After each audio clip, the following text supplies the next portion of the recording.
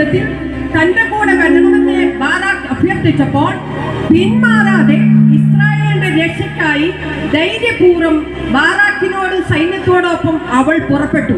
അവർ നേടിയ ഉജ്ജ്വല വിജയത്തെ തുടർന്ന് ദെബോര പാടിയ സ്തോത്രഗീതം ബൈബിളിലെ ഏറ്റവും പുരാതനമായ കവിതകളിലൊന്നായി കരുതപ്പെടുന്നു.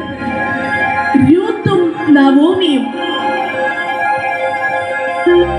യഹോവയോടും അമ്മാവിയമ്മ നവോമിയോടുമുള്ള ഇഷ്ടം കാരണം തന്റെ നാടിനെയും വീടിനെയും വീട്ടുകാരെയും വിട്ട് യഹൂദാദേശത്തെത്തിയ മോവാബ്യ സ്ത്രീയായ രൂത്ത് തന്റെ ദൈവഭക്തിയും കഠിനാധ്വാനവും വിശ്വസ്തതയും കൊണ്ട് യേശുവിന്റെ വംശാവലിയിൽ തന്നെ ഇടം പിടിച്ച മഹിളാ രത്നം. മരുമക്കളിൽ ഒരാളായ ഓർപ്പ തന്റെ ജനത്തിന്റെ അടുക്കലേക്ക് മടങ്ങിയപ്പോൾ രൂത്ത് തന്റെ അമ്മാവിയമ്മയായ നവോമിയോട് പറ്റി നിന്നു. നിന്റെ ജനം എന്റെ ജനം, നിന്റെ ദൈവം എന്റെ ദൈവം. നീ മരിക്കുന്നിടത്ത് ഞാനും മരിച്ചു അടക്കപ്പെടും എന്ന ഉറച്ച നിലപാട് സ്വീകരിച്ച രൂത്ത് മരുമക്കൾക്ക് ഒരു മാതൃകയാണ്. ഹന്ന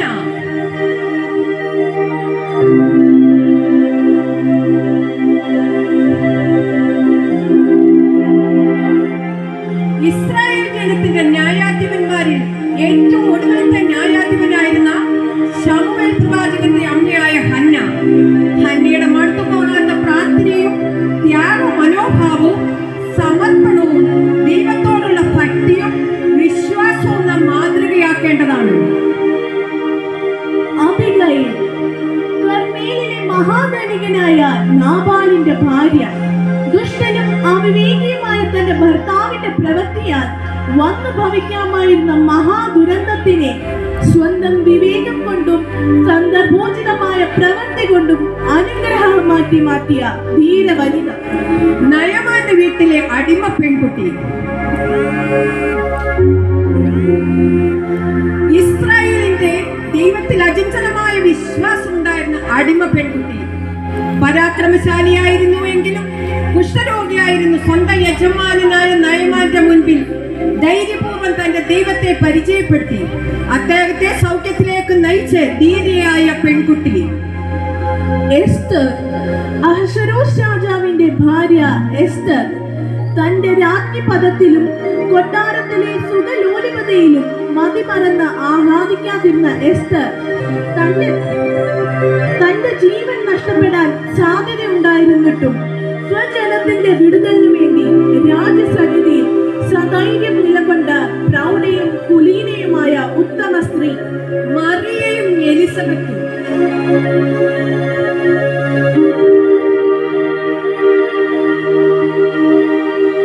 നമ്മുടെ കർത്താവും രക്ഷിതാവുമായ യേശുക്രിസ്തുവിനെ ജനിക്കാൻ ഇതാ ഞാൻ കർത്താവിന്റെ ദാസി, നിന്റെ വാക്കുപോലെ ഭവിക്കട്ടെ എന്ന് പറഞ്ഞ് തന്റെ ജീവിതത്തെ ദൈവസന്നിധിയിൽ താഴ്ത്തി ഏൽപ്പിച്ചു കൊടുത്ത മറിയം സ്വന്തം മകനെ ലോകത്തിന്റെ പാപപരിഹാര ബലിയായി സമർപ്പിച്ച ത്യാഗത്തിന്റെ നിറകുടം. യേശുക്രിസ്തുവിന് വഴിയൊരുക്കുവാൻ ജനിച്ച യോഹന്നാൻ ജന്മം കൊടുത്ത എലിസബത്ത് ദൈവസന്നിധിയിൽ നീതിയുള്ളവളും കർത്താവിന്റെ സകല കൽപ്പനകളിലും കുറ്റമില്ലാത്തവളുമായിരുന്നു ഉത്തമ സ്ത്രീ എലിസബത്ത്. ഹന്ന പ്രവാചകി. ആശേർ ഗോത്രത്തിലെ ഹന്നേലിന്റെ മകളായ ഹന്ന പ്രവാചകി അവൾ ഉണ്ടായിരുന്നു. അതിരാവിലെ കല്ലറക്കിലെത്തിയ മഗ്ദലക്കാരത്തി മറിയാണ് താൻ ഉയർത്തെഴുന്നേറ്റ് വന്ന സദ്വർത്തമാനം ശിഷ്യന്മാരെ അറിയിക്കാൻ യേശു ചുമതലപ്പെടുത്തിയത്. അപ്പോസ്തലന്മാരുടെ അപ്പോസ്തലയായി മാറിയ മഗ്ദലക്കാരത്തി മറിയം. ക്രിസ്തീയ ജീവിതത്തിൽ സഹോദരിമാർ അനുഷ്ഠിക്കേണ്ട കാര്യങ്ങളെ കുറിച്ച് പൗലോസ് തീത്തോസിന്റെ ലേഖനത്തിൽ രേഖപ്പെടുത്തിയിട്ടുണ്ട്. അവർ ഭർത്തൃപ്രിയമാരും പുത്രപ്രിയമാരും സുബോധവും പാതിവൃത്യമുള്ളവരും വീട്ടുകാരും നോക്കുന്നവരും ദയയുള്ളവരും ഭർത്താക്കന്മാർക്ക് കീഴ്പ്പെടുന്നവരും നന്മ ഉപദേശിക്കുന്നവരും ആയിരിക്കണം. സദൃശ്യവാക്യങ്ങൾ 4:2 പറയുന്നത് സാമർത്ഥ്യമുള്ള സ്ത്രീ ഭർത്താവിന് ഒരു കിരീടം. പ്രിയ സഹോദരിമാരെ, ഈ കാലഘട്ടത്തിലും സുവിശേഷ വേലയിൽ പോരാടി നല്ല പ്രാർത്ഥനാ ജീവിതം നയിച്ച് കർത്താവിൽ നിന്ന് നല്ല സാക്ഷ്യം ലഭിച്ചവരായി രക്ഷിക്കപ്പെടുന്നവരുടെ ഇടയിലും നശിക്കുന്നവരുടെ ഇടയിലും ദൈവത്തിന് ക്രിസ്തുവിന്റെ സൗരഭ്യവാസനയായി തീർന്ന് ചരിത്ര പുസ്തക താളുകളിൽ നമ്മുടെ പേരുകളും രേഖപ്പെടുത്തേണ്ടതിന് ദൈവകരങ്ങളിൽ നമ്മെ താഴ്ത്തി സമർപ്പിക്കാം. സംബന്ധിച്ച് എല്ലാവർക്കും നന്ദി അറിയിച്ചുകൊണ്ട് ഈ അവതരണം ഞങ്ങൾ ഇവിടെ അവസാനിപ്പിക്കുന്നു. നന്ദി. ദൈവം നിങ്ങളെ അനുഗ്രഹിക്കട്ടെ.